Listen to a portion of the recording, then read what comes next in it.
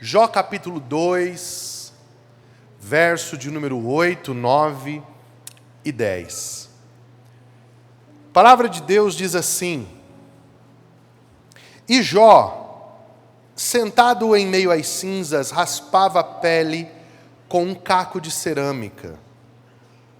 Sua esposa lhe disse: Você ainda tenta manter a sua integridade?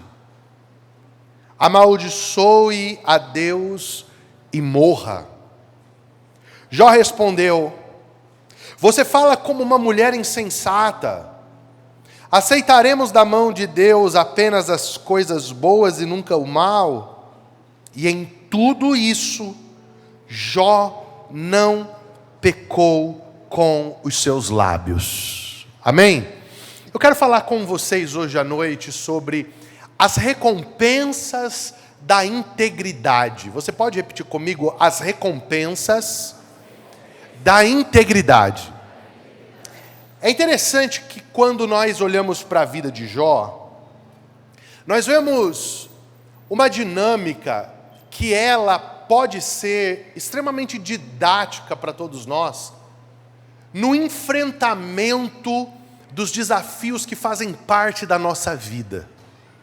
É interessante que no livro de Jó nós encontramos o testemunho do próprio Deus falando a respeito de Jó, dizendo que Jó era um homem íntegro, sincero, temente a Deus e que andava se desviando do mal, mas ainda assim, sendo portador dessas 4 extraordinárias características, desses valores, e que podemos chamar até de valores invejáveis, porque ter esses 4 pés dessa mesa é algo incomum. Mesmo assim, Jó passou por profundos momentos de provação. Por que isso é tão importante e eu considero tão relevante voltar ao texto de Jó vez por outra para poder lê-lo? Porque muitas vezes nós criamos uma ideia de que o fato de ser amado por Deus, o fato de ser filho de Deus, o fato de ser servo de Deus, vai nos tornar imune a qualquer tipo de adversidade, de situações que nós não gostaríamos de enfrentar. E isso não é uma verdade bíblica. A verdade bíblica é que mesmo que nós sejamos íntegros, sinceros, tementes a Deus, que andemos nos desviando do mal, a possibilidade do sofrimento está diante de todos nós.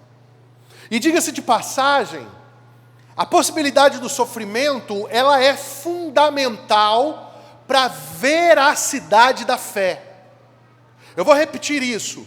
A possibilidade do sofrimento é fundamental para a veracidade da fé. Uma fé que não sofre não pode ser considerada uma fé verdadeira.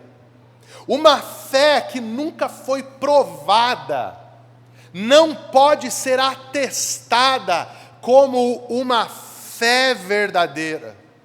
Por quê, pastor? Ora, essa é uma parte um pouco inconveniente da mensagem, mas quem joga luz para nós sobre isso, acredite você ou não, é o próprio diabo. É o próprio diabo. Porque no capítulo 1 do livro de Jó, existe uma conversa registrada entre Deus e o diabo. O diabo, ele comparece na presença de Deus. O que temos ali aparentemente é uma convocação geral de todos os seres criados, inclusive anjos caídos e anjos não rebelados. Esse texto é lindo porque ele revela a soberania de Deus, inclusive sobre os demônios. E Satanás vem, e a conversa começa assim: Você viu meu servo Jó? Deus rasga os elogios. E o diabo diz assim: mas ele te serve de graça? Você paga bem para ele. Você cobriu ele de riquezas. Você deu filhos para ele. Tira isso tudo dele, para você ver se ele não vai blasfemar no seu rosto. Sabe o que Satanás está sustentando aqui como tese? Preste atenção, Satanás está dizendo assim: não existe ninguém que te sirva sem um bom pagamento. Você, Deus, não é amado. Você, Deus, é alguém que compra o amor das pessoas. E como você compra? Com as tuas bênçãos. Eles não te amam de verdade. Olha que demônio, está parecendo o rapaz da peça lá. Olha só, olha o grau de argumentação diabólica. Eles não te amam. Eles têm um interesse naquilo que você pode dar. Então eles se mantêm fiel, porque sabem que se assim permanecerem, você vai dar as coisas, riqueza, filhos, casa, você vai dar fazendas. Então faz o seguinte, tira tudo do Jó para ver se ele não vai blasfemar na sua face. Sabe o que o diabo está dizendo aqui? Que ninguém, preste atenção nisso, é capaz de servir e amar a Deus no sofrimento. E é por isso que não existe fé verdadeira sem sofrimento. Sabe por quê? Porque na hora do sofrimento, você pode não ter saúde, você pode não ter dinheiro, você pode não ter razão nenhuma para crer. Mas aí o que você faz? Você continua crendo. Você continua amando a Deus. Você permanece. Você continua. Você não abandona. E com a atitude de permanecer amando a Deus, quando não há motivo nenhum para amá-lo, o que você está fazendo? Você está expondo a fragilidade do raciocínio diabólico e afirmando que de verdade Deus é digno da nossa adoração, não por aquilo que Ele faz, mas por aquilo que Ele é, não por aquilo que Ele nos dá, mas por aquilo que Ele já nos deu, que é Jesus Cristo. Então a fé que não é provada não pode ser legitimada. E é por isso que o apóstolo Tiago nos ensina na sua carta que quando a gente for exposto a ardentes provações, nós não devemos estranhar isso. Por quê? Porque é a prova da nossa fé, quando esta é provada como o ouro é provado, que nós então teremos o resultado dessa provação e cresceremos na nossa jornada com o Senhor. Agora, o texto de Jó que lemos hoje, e o que o Espírito Santo vivificou fortemente no meu coração, e eu não sei os outros pregadores que estão aqui, que estão me ouvindo pela internet, mas eu particularmente eu gosto, sabe, pastor Jefferson, quando o Espírito vivifica um texto dentro de mim, quando acende aquela luz, eu falo, isso aqui é uma palavra vivificada para o meu coração. E o que o Senhor vivificou foi essa expressão da mulher de Jó. Quando ela olha para Jó, no pior momento, Jó já não tinha mais dinheiro, ele havia perdido seus bois e jumentos, suas ovelhas, seus camelos, toda a sua riqueza foi perdida em um dia. Depois Jó perdeu todos os seus 10 filhos, 7 filhos e 3 filhas, todos em um dia. Veio um vento, derrubou a casa, os filhos de Jó estavam debaixo da casa, a casa caiu. Jó perdeu a sua reputação, porque os amigos que o apoiavam já não consideravam mais digno do seu apoio. Jó perdeu a sua saúde, ele foi acometido por úlceras da cabeça aos pés, e agora ele estava num estado tão deplorável, que ele estava se coçando com um caco de telha. Aqui tem algo muito lindo para as nossas vidas. Eu não sei você, mas eu, de verdade, aprendi a dar valor para alguns cacos de telha que eu tive na minha vida. Porque tem horas que ninguém quer você, ninguém ajuda você, ninguém se importa com você, e o único refresco que você tem é um caquinho de telha para você coçar as suas feridas. Esses cacos de telha são muitas coisas. Mas sabe, tem horas que ter só um caco de telha machuca a nossa alma. Você olha e fala: Deus, alô, onde que o Senhor está? O que aconteceu? E nessa hora, o que você espera da pessoa que está mais perto de você? Que te ama, que disse: até que a morte nos separe. Eu te amo, meu amor. Essa mulher, ela olha para Jó e ela faz a pior declaração que ela poderia dizer nesse momento. Eu imagino que o que ela esperava de Jó fosse uma indignação, fosse uma revolta,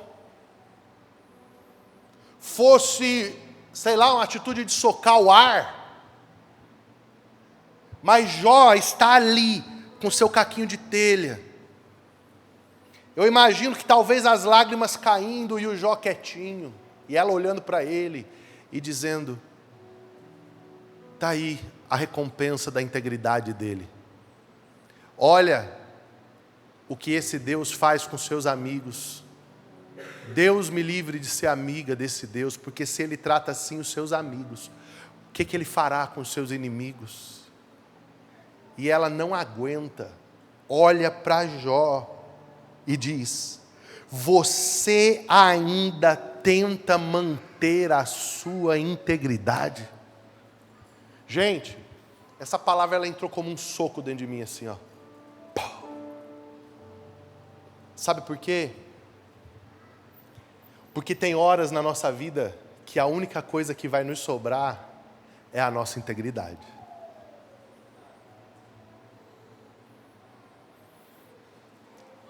E o diabo, preste atenção nisso, ele é tão demônio, ele é tão faminto por desgraça, que quando ele vê situações que vão tomando proporção na vida de alguém, ele não está satisfeito em ver pouca tragédia. Ele quer a tragédia completa. Então o que ele quer? Ele quer que você acabe com aquilo que é pilar de sustentação na sua vida. O que Deus disse que Jó era? Fala assim comigo bem alto: íntegro. Então agora, essa mulher está dizendo: por que você está mantendo a sua integridade? E aí eu pergunto hoje para vocês: será se de fato vale a pena manter a integridade quando o caos se estabelece na nossa vida, quando as coisas não fazem mais sentido? Será se essa mulher talvez não estava certa? O certo mesmo é chutar o balde. Esse sentimento, preste atenção, será que vale a pena manter a integridade? Aqui ele está no coração dessa mulher anônima que é a mulher de Jó. Mas, para o seu espanto talvez, ele brotou no coração de um líder de adoração do reino de Davi, chamado Asaf, no Salmo 73. Asaf chegou em um ponto de desilusão, de crise, que Asaf fez a seguinte declaração, Salmo 73, Asaf diz assim, ó: em vão eu tenho purificado as minhas mãos na inocência. Sabe o que Asaf estava dizendo? Não vale a pena ser sincero. Não vale a pena ser íntegro. Não vale a pena permanecer na minha integridade. Por quê? Porque os ímpios Eles não são sinceros, mas eles prosperam. Eles não são santos, mas eles enriquecem. Eles não são decentes, mas eles avançam. Esse é o sentimento de Asaf, está lá no Salmo 73, lê depois. O ministro de adoração, o cara que carregava a arca, o cara que tocava o céu, estava nessa crise.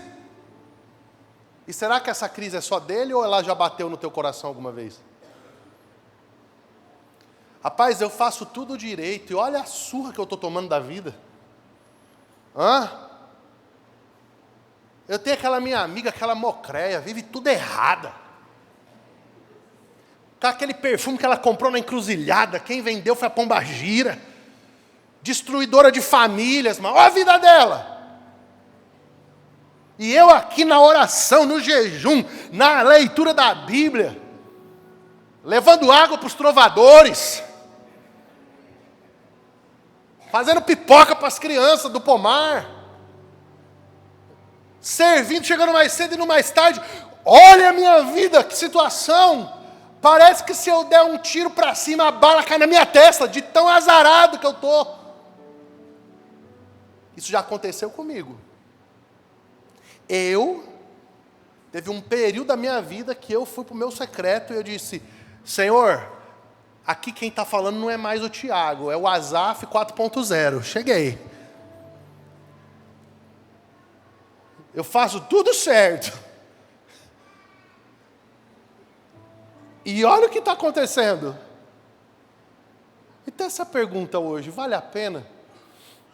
Vale a pena ser íntegro? Quais são as recompensas que nós podemos esperar do Senhor pela integridade? Eu quero mostrar hoje aqui na vida de Jó para você 3 recompensas que vão motivar você e eu. Mesmo nos momentos mais difíceis, quando parecer que não faz sentido, quando você olhar e falar assim, o que eu estou fazendo da minha vida? Será que isso aqui é isso aqui mesmo? Você vai lembrar dessas palavras de hoje e você vai dizer, não, vale a pena, existe da parte de Deus uma recompensa para aqueles que permanecem em integridade. Agora, antes de entrar nas recompensas, eu quero fazer aqui um parênteses. Você sabe qual que é o seu maior desafio de hoje até o último dia da sua vida? Guarde isso no seu coração. O seu maior desafio é permanecer. Permanecer.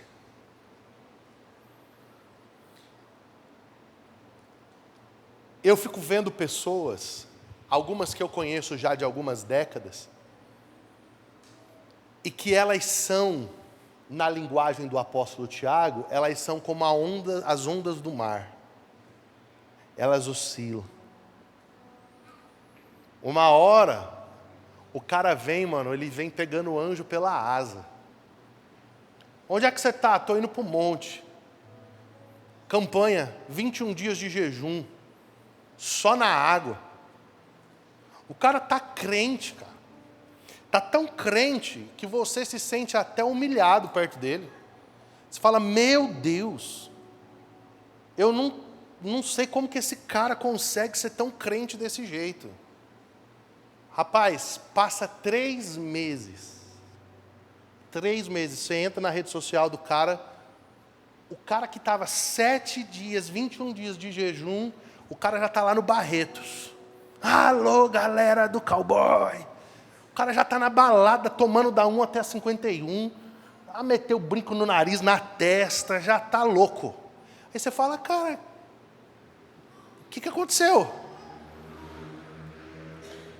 E parece que toda aquela intensidade que ele tinha, já foi embora. Aí passa 6 meses, você entra na rede social do cara de novo, onde é que ele está? Está em alguma conferência de avivamento, está lá no Greenhouse. Está lá na farm, joelhado, dizendo, eu vou para as nações, levantando o sapato, tal, fazendo tudo. Dá 1 ano, onde que ele está? Sabe como que é o nome disso? Isso é uma fé vacilante. Deixa eu te explicar uma coisa, irmão. Grava o que eu vou dizer para você. Grava. Você não precisa queimar toda a lenha em um dia, em uma semana. Deus não está querendo que você, seja extremamente empolgado. Deus está querendo uma fé fundamentada. Que ao longo dos anos, você pode até oscilar, mas você vai permanecer. Permanecer. Fale comigo assim: o meu desafio é permanecer. Muitos dos que estão aqui nessa noite vão permanecer. Mas, lamentavelmente, alguns não vão encarar isso como uma prioridade da sua vida. Faz sentido isso? Uma hora ou outra, não é hoje, eu vou trazer uma mensagem para vocês sobre alguns passos que favorecem você permanecer. Mas eu quero mostrar para você a recompensa que Deus tem para quem permanece. Então, a primeira recompensa está lá em Jó 23 e 20. Jó diz assim: porém, ele sabe o meu caminho. Se me provasse, sairia como o ouro. Qual que é a primeira recompensa para os que permanecem? É a recompensa de estar debaixo do olhar amoroso de Deus. Eu permaneço. Eu sei que Deus está me olhando e conhece o meu caminho. A gente não entende o volume e a força dessa expressão, mas eu quero tentar destacar isso para você. Imagine que você tivesse que fazer uma travessia de um lado da faixa de Gaza para o outro lado da faixa de Gaza. Ok? Você preferiria atravessar sozinho ou atravessar com uma escolta de 100 soldados especiais do exército de Israel, com 50 drones ultra modernos voando em cima da sua cabeça e garantindo que você ia chegar do outro lado? Qual cenário você preferiria? Mas eu digo para você agora, quem teria essa prerrogativa de atravessar a faixa de Gaza assim?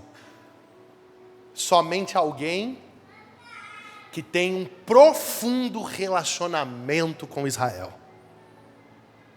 Nós subestimamos o valor dos olhos de Deus sobre a nossa vida. Uma coisa, e foi a hora que meu coração quebrou quando você estava dançando, Andréia, quando a canção diz assim: Ele me chamou pelo meu nome. Eu comecei a chorar ali sentado, porque eu comecei a calcular. O mundo tem quase 8 bilhões de pessoas. 200 países, várias etnias, mas Deus resolve, por uma razão que eu não sei, me chamar pelo meu nome, cara. Você tem noção do que é isso? Sabe por quê? Porque Ele me vê. Ele viu onde eu estava. Os olhos do Senhor estão sobre a minha vida. Sabe o que Jó está dizendo? Jó está dizendo assim: a minha casa está caindo, meus negócios faliram, a minha saúde está perdida, mas os olhos do Senhor continuam colocados sobre a minha vida. Eu sei que Deus está me vendo. Fale assim comigo: Deus está vendo. Deus está vendo. Uma das orações mais poderosas que alguém que é íntegro pode fazer no meio da luta, sabe qual é? Senhor, o Senhor está vendo o que está acontecendo. Cara, só o íntegro pode orar assim, porque se você não é íntegro e ora assim, Deus te livre. Os olhos do Senhor, eles vão vir com justiça sobre você. Cara, mas quando você anda em integridade, irmão, você ajoelha, coloca o teu joelho no chão e fala: Deus, o Senhor está vendo. E de lá de cima Ele diz: eu estou vendo. E sabe o que você faz depois disso? Vai dormir em paz. Porque não existe algo que Deus veja e que seja injusto, que Ele, a seu tempo, não vai se levantar para estabelecer justiça. A primeira recompensa da integridade é os olhos de Deus sobre a minha vida. Mas a segunda recompensa que o íntegro tem é a garantia de que Deus é aquele que restaura a nossa vida. Deus, Ele tem o caráter restaurador. E aqui, Doxa, nessa noite eu quero ministrar algo muito sério para algumas pessoas aqui. Muito sério. Isso é algo que eu tenho sentido muito forte, o Espírito Santo me desafiando nisso. Nós somos uma geração que precisa viver uma profunda restauração do Senhor. Sabe, profeticamente, quando eu olho para uma parte da igreja, eu vejo a igreja apática. Eu vejo a igreja sem brilho, sem vida. É como ruínas. Sabe, eu me lembro, eu vou contar aqui uma história, uma passagem da minha vida, só para você entender bem o que eu estou falando. Quando eu tinha 15 anos para 16 anos de idade, eu tinha um grupo de amigos na minha cidade, e nós decidimos fazer uma cruzada evangelística chamada Os Semeadores. E aí nós começamos a reunir jovens. Nossa ideia era colocar uma carreta-palco no meio da praça central da cidade e fazer uma noite de evangelismo. E aí nós começamos a fazer o quê? Começamos a conversar com pastores da cidade para procurar apoio. Conversamos com um, conversamos com outro, conversamos com outro. Eu tinha um pastor muito incrível que se chamava Robert. Ele era pastor da Igreja Batista Memorial. Eu gostava muito dele porque ele tinha um Vectra CD preto. E ele era todo jovem, garotão. Aí ele chegava nos cultos com aquele Vectra CD, Te escolhi, te busquei. Oficina G3 no último volume, e eu era maior fã do Robert. E eu cheguei lá, pus o projeto para o Robert abraçou o projeto, tal. Não, nós vamos fazer, mas antes de fazer, nós vamos fazer uma marcha na cidade, nós vamos ungir todas as entradas da cidade. Foi aquela coisa, né? Cravar estaca nos trevos, batalha espiritual pura, e eu estava lá no meio. E aí, gente, presta atenção, eu parei na mesa de um pastor. E aí ele olhou para mim, e ele disse assim: o que vocês querem fazer? Eu falei: então, é isso. Eu nunca vou me esquecer. Ele olhou bem dentro dos meus olhos, aí ele fez assim, ó. Pega a cena. Ele puxou o cabelo, fez assim, ó. Você está vendo isso daqui? Aí eu olhei para ele e falei assim: estou vendo, o senhor está ficando careca. Ele puxou as entradas dele aqui, ó. Aí ele disse assim para mim: isso aqui é experiência. E o que vocês estão fazendo é fogo estranho. É fogo de palha. Eu fiquei olhando para ele. E eu olhei para ele e falei assim: tá, é fogo de palha, mas o senhor vai ajudar? Eu não entendi nada, irmão, daquilo. Eu só queria quinhentão para pagar a carreta. E estava tudo certo. Entendeu? O senhor vai ajudar? Ele falou assim: não vou ajudar. Eu falei: oxe, por quê? Porque eu já vi muito disso aí. E eu não acredito mais. Eu levantei dali e falei: tá bom. Chegou o dia, nós colocamos quase 2.000 pessoas na praça da cidade. Sem um pregador famoso, um cantor famoso, a carreta paga e o pregador ainda fui eu ainda.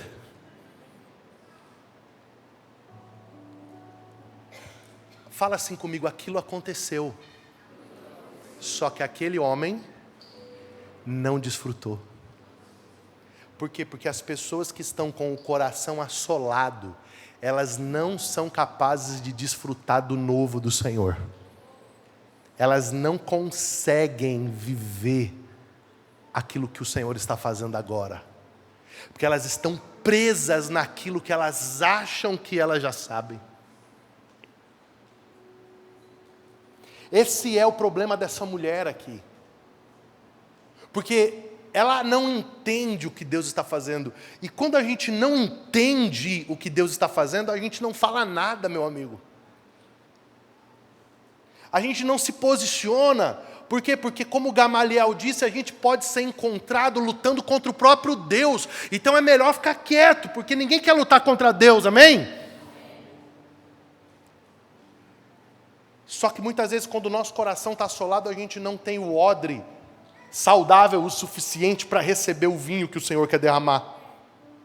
Então é por isso que quando eu vejo aqui na história de Jó, preste atenção, que uma das grandes recompensas que Jó recebe, não diz respeito apenas à restituição dos camelos, à restituição do gado, à restituição de filhos, não, tem a ver com o encontro com o caráter do Deus que restaura. É aquele que fez a ferida, mas Ele liga a ferida que Ele fez. É aquele que colocou você no deserto, mas é aquele que tira você do deserto. É aquele que permitiu o vento soprar na tua vida, permitiu, mas Ele também diz, vento cala-te, mar aquieta-te. É o Deus que é capaz de mudar a história da sua vida, cara.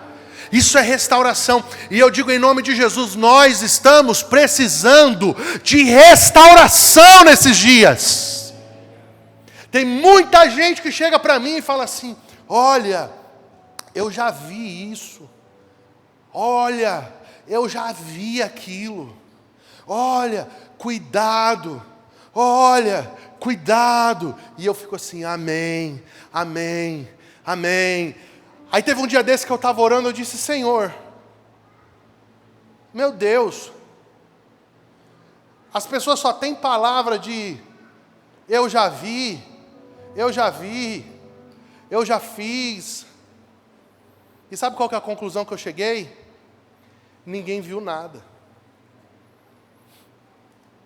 Ninguém fez nada. Sabe por quê? Porque quem faz é Deus. Quem levanta é Deus.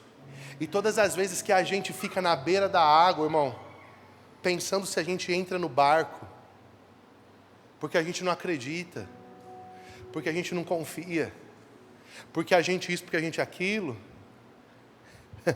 daqui a pouco você vai olhar lá na frente, você vai ver um doido em cima das águas, andando. Aí você fala, quem que é aquele lá? Fala assim, é o Pedro. O Pedro não ficou igual a gente aqui. Será que a gente vai? Será que a gente não vai? O Pedro olhou e disse, quem quer ir?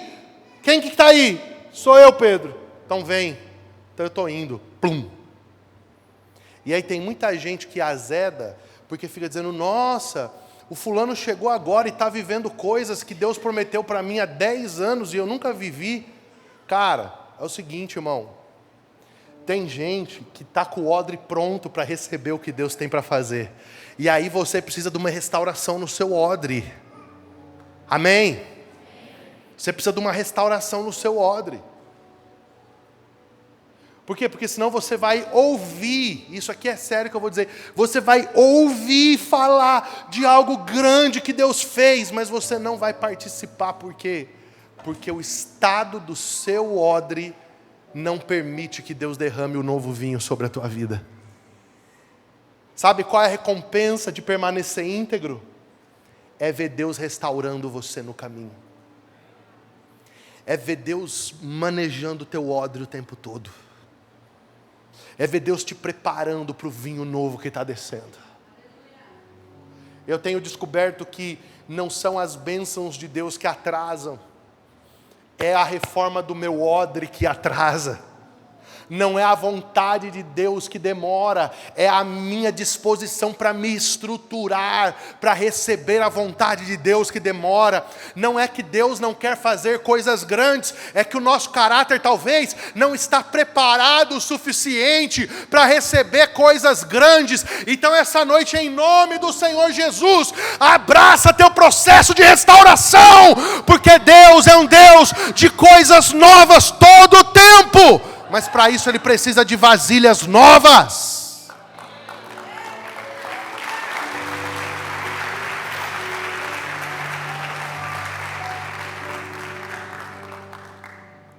Não existe uma crise de azeite no mundo espiritual. Não existe falta de óleo no mundo espiritual. Não existe falta de poder no mundo espiritual. Não existe falta de milagre no mundo espiritual. Não existe falta de nada no mundo espiritual. O que está faltando são vasilhas disponíveis para que elas sejam cheias pelo Espírito Santo, meu amigo. Deus disse assim, através do profeta, vai lá, ó. Enquanto tiver vasilha, vai ter azeite. Fala comigo, enquanto tiver a vasilha, vai ter azeite. Quando acabou as vasilhas de casa, o que a mulher fez? Ela saiu na vizinhança pegando as vasilhas emprestadas. Qual foi a hora que o azeite parou? Qual foi a hora que o azeite parou? Quando acabaram as vasilhas. Agora fale bem forte comigo. Se existirem vasilhas infinitas, existirá azeite infinito, porque o Espírito Santo foi derramado sem medida, não tem mais medida. A questão é a falta de vasilha, da glória. Olha lá, filho de pentecostal é assim, meu irmão. Nós estamos vivendo a crise das vasilhas. Sabe por quê? Porque eu fui cheio na década de 80. Ai, quando o canto era do coro da igreja. Oh, que belas vozes vêm do trono do Senhor. Ai, aquela era época boa. Aí o outro vem e fala, ai não, boa era a harpa cristã. Os guerreiros se preparam para a grande luta.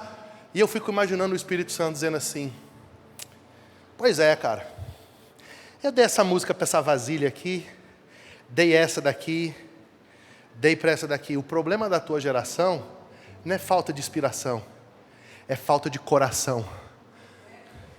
O problema da tua geração não é falta de unção, é falta de vasos.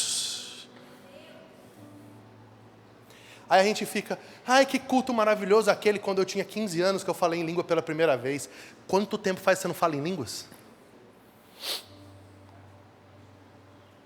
Ah, um dia eu profetizei. Ai, que aleluia. Ungida. Poderosa. Glória. Não vai profetizar nunca mais? Tua profecia é igual o cometa Halley, só passa de temporadas em temporadas? Não, você precisa de restauração. E eu vou dizer uma coisa para você, Deus me livre de pegar minha cabeça e levantar para um jovem, olha minha careca, isso aqui, isso é experiência. Que experiência, meu amigo. Tem coisas que a experiência nos ensina, mas tem coisas que ela assassina. Tem coisas que a experiência nos ensina, mas outras, se a gente não cuidar, ela assassina. Por quê? Porque a gente acha que a gente já sabe tudo sobre Deus. E deixa eu te dizer uma coisa, ninguém sabe tudo sobre Deus. Eu quero estar aberto todo o tempo. Então, Jó vive uma recompensa, que é o quê? É a recompensa da restauração. Tudo dobrado o que foi perdido. Mas isso é só para quem permanece. Quem permanece vive restauração. E eu vou terminar e vou para o meu último ponto, mas eu quero dizer uma coisa para você antes. Olha aqui, presta bem atenção. Guarda o que eu vou te falar agora. A restauração, ela precisa ser a obsessão da sua vida. Você precisa mapear os lugares que você foi assolado. E você precisa dizer: Senhor, restaura. Senhor, restaura. Senhor, restaura. Senhor, restaura. Eu quero confessar uma coisa para vocês. Eu precisei passar por um processo de restauração. E sabe o que eu precisei que fosse restaurado na minha vida? Paixão pela igreja. Paixão pela igreja. Chegou um momento que eu estava tão ferido com a igreja, tão machucado, que eu olhava para a igreja e ao invés de eu amar a igreja, eu queria me proteger da igreja. Eu dizia: Senhor, me tira daqui, por favor. Eu quero estar contigo, mas eu não quero estar com a tua igreja. Senhor, eu te amo, Jesus, mas a sua igreja ela é perigosa. Ela está acabando com as minhas emoções. A sua igreja está me matando. Me tira daqui, Senhor. E o Senhor um dia disse assim para mim: não tem como você me amar sem amar a minha igreja. O Senhor disse assim para mim: a igreja que te feriu é aquela que vai te sarar. E ei, o dia que eu fecho uma ferida, eu posso abrir um ministério, Tiago. Ei, Tiago, a tua ferida não é para te tirar. A tua ferida precisa de cura, ela precisa de restauração. E eu fui para o lugar da restauração. Sabe por que eu estava aqui chorando hoje? Porque eu voltei a amar a igreja. Eu voltei a amar a igreja. Chorar pela igreja. Hein? Eu sempre fui um cara assim, ó. Vem cá, bonitão. Eu sempre fui um cara assim, ó. Ô, filhão, vem cá. Bota a cabeça aqui. Os caras aqui é tudo duro. Não tem consciência da tua masculinidade, não? Pode encostar, rapaz. Eu sei que eu sou bonito, não se empolga. Ó, eu sempre fui assim. Chegou um momento eu estava tão ferido. O cara vinha para me abraçar. Vem me abraçar. Faz assim. E aí? Fica aí. Fica aí, porque todo mundo que passou daqui para cá só me feriu. Então, por favor, fique aí. Fala uma coisa. Obrigado, cara. Dá para fazer igreja assim? Dá para fazer igreja assim? Mas quando a minha ficha caiu, eu fui orar, irmão. Deus, restaura meu amor pela tua igreja. Restaura meu amor pela tua noiva. Restaura meu amor pela casa. Restaura meu amor pelos perdidos. Anteontem o Mateus veio, está lá na República Dominicana. Ele abriu o portão do condomínio onde eu moro. Eu vi ele lá em cima. Aí foi espontâneo. Eu pulei assim para o meio da rua. Aí agachei e falei assim: só vale se vier correndo. Fiz assim para ele. Cara, ele saiu correndo na minha direção assim. Pulou no meu pescoço, eu comecei a girar ele assim, ó. Aí ele veio, me deu um beijo e falou assim: cara, como que eu queria ter o abraço. Você é um paizão mesmo. Comecei a chorar. Sabe por quê? Porque eu voltei das cinzas. Eu ressuscitei das cinzas. E agora eu posso gerar de novo. Aleluia, agora eu posso gerar. Porque se não há restauração, não pode haver frutificação. O Espírito Santo está falando aqui. No reino de Deus ninguém gera isso. Pode chorar mesmo aí quem está chorando. No reino de Deus ninguém gera sem paixão, meu irmão. Ninguém gera sem entrega. Ninguém gera sem sangue. Ninguém gera sem morte. Ninguém gera sem lágrimas. E existe uma recompensa da integridade. Chora, canta, labastere, alabahai, checa, ramaná, labahá. Então precisa de restauração. E o Deus de Jó é um Deus que restaura. Deus que restaura. Qual é a última recompensa para a gente orar? Terceiro, a integridade tem como terceira recompensa uma revelação mais profunda de quem é Deus. Capítulo 9, Jó diz assim: antes eu te conhecia só de ouvir falar, mas agora os meus olhos te veem. Antes eu te conhecia só de ouvir falar, mas agora os meus olhos te veem. Sabe, quando você permanece na integridade, mesmo nas pressões, mesmo no Getsemane, mesmo quando você está sendo esmagado como a azeitona, você é levado para um lugar de revelação de Deus que você ainda não tinha. Você conhece faces de Deus que você nunca viu. E aquilo que era só um conceito na boca de um pregador, uma informação em um canal de YouTube, uma letra escrita na página de um livro, agora não é mais isso. Agora sabe o que é? Agora é vida nos seus ossos, agora é revelação no teu espírito, agora você conhece a Deus, e ninguém mais pode tirar isso de você, cara. É como uma tatuagem colada dentro de você. Por quê? Porque Deus deseja que você o conheça de maneira mais profunda. Deus deseja que você o conheça de maneira verdadeira. Deus não quer que você entenda que Ele é apenas uma ideia bonita na boca de um bom orador. Ele quer que Ele seja o pão vivo que você come todas as manhãs, a razão da sua alegria. Por isso, vale a pena permanecer.